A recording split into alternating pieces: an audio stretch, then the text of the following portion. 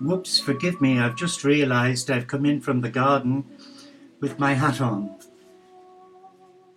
I'm doing this short video out of concern of what's happening here in the United Kingdom, especially here in England following the Brexit results, or the results from the referendum last Thursday.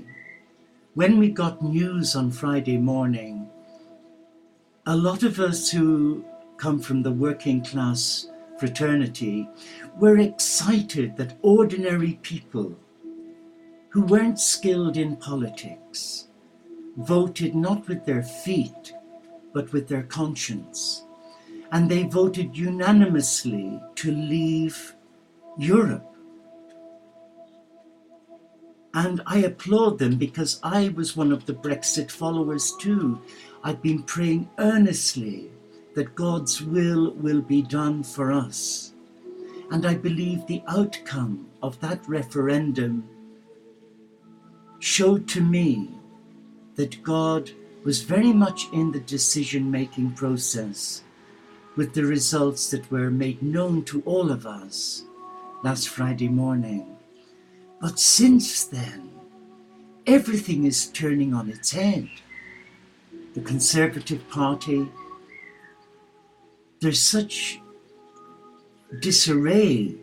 Even the leader, David Cameron, is resigning when they meet up in October at their general conference. And within the Labour Party, there's been many MPs, 150, maybe 149, voted overwhelmingly in a vote of no confidence in their leader. And families are being torn apart, where one voted to come out and the other voted to stay. I was speaking to a friend about half an hour ago, and interestingly, they were sharing the same problem, that friends are not speaking with them because they voted to come out. The City of London voted to opt out of the United Kingdom. Scotland now, with their leader Nicola Sturgeon, is voting to bypass the United Kingdom and seek consultation with Brussels direct. But what's happening is what I sense in here. The enemy is striking hard to create mayhem, confusion for the children of God.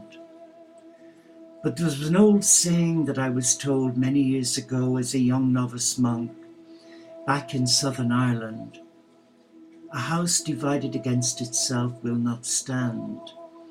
And that's our greatest worry right now, that with so much confusion and so many finding loopholes in that referendum, that the enemy is working 24/7 to deceive the children of light. So prayer is needed now, that we surrender our hearts to a loving God, and that we trust in the power of God, not in the power or cunningness of man. Brussels has become top-heavy and greedy, and those in positions of power are not elected, they're appointed.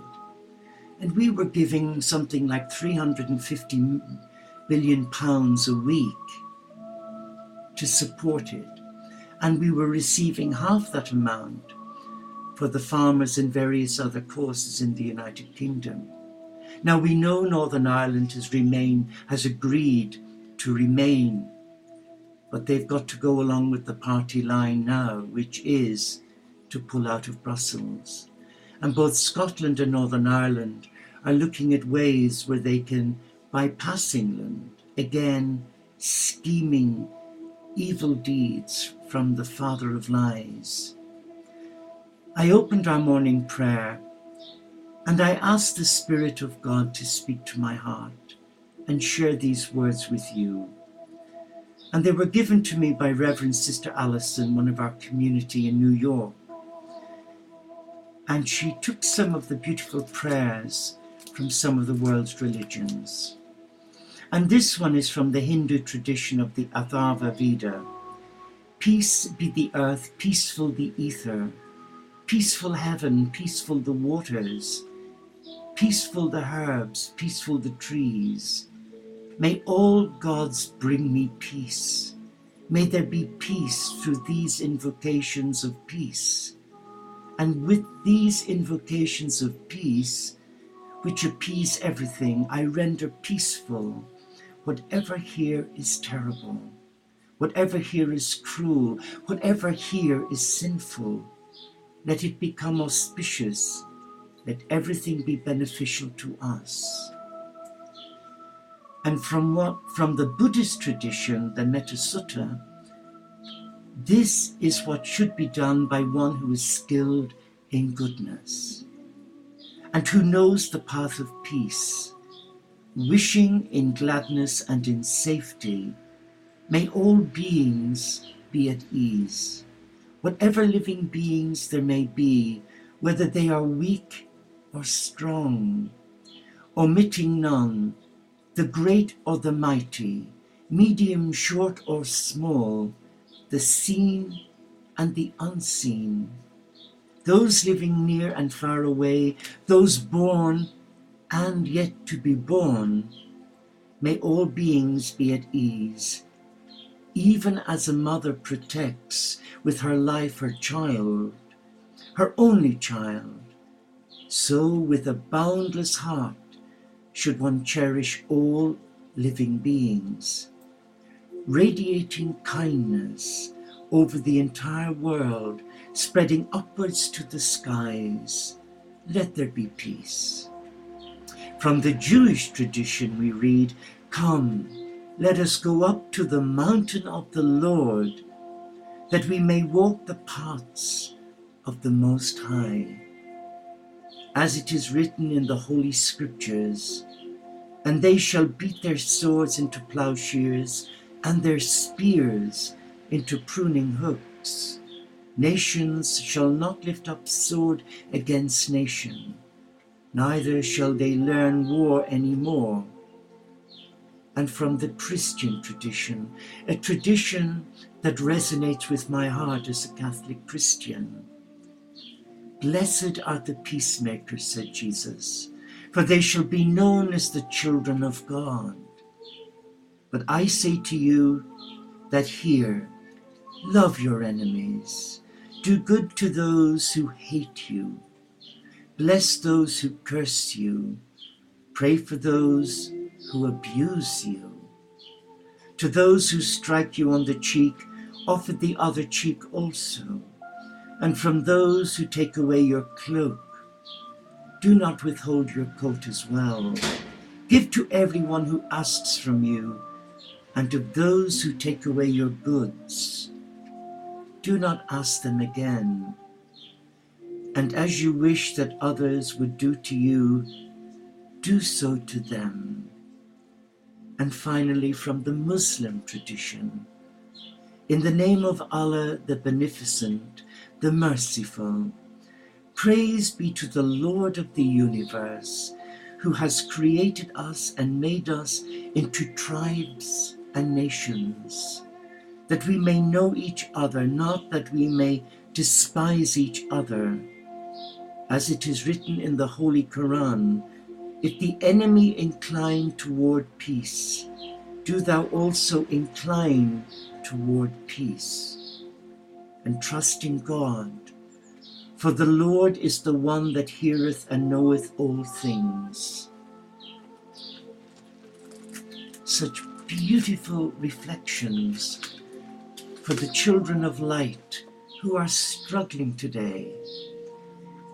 But yes, the power of prayer should never be undervalued or underestimated. For a few weeks now, our 4 beautiful doves that were given to us as a gift and that we released on the Feast of Pentecost,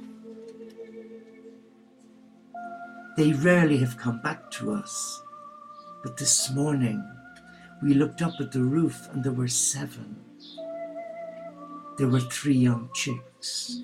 And I'd been praying for several weeks that they would be kept safe, and that if it were God's will, that they would come back to us safely. So let us now end this short broadcast by reading to you the beautiful prayer of Swami Vivekananda. I shall go to the mosque of the Muslim. I shall enter the Christian church and kneel before the crucifix. I shall enter the Buddhist temple and take refuge in the Buddha. I shall go into the forest and sit down in meditation with the Hindu. And in addition, I shall keep my heart open for all that may come in the future. Is God's book finished? Or is revelation still going on?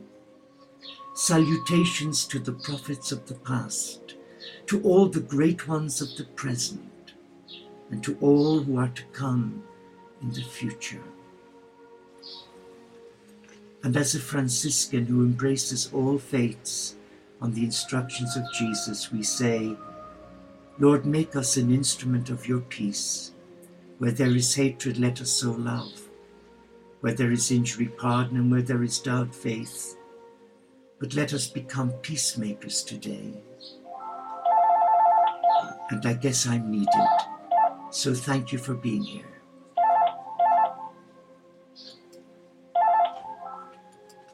Hello.